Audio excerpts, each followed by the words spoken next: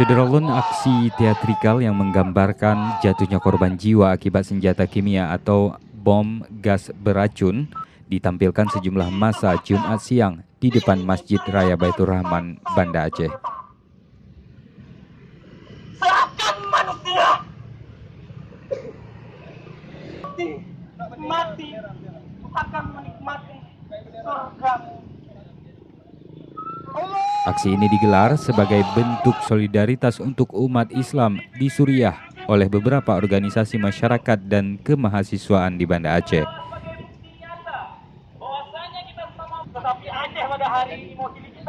Sementara dalam orasinya, massa mengecam pembantaian oleh pemerintah Bashar al-Assad.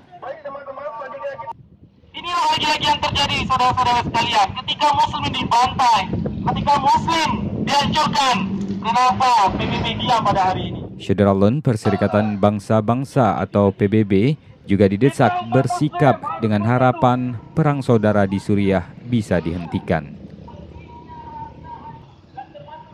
Dari Banda Aceh, Mas Rizal, Serambi On TV.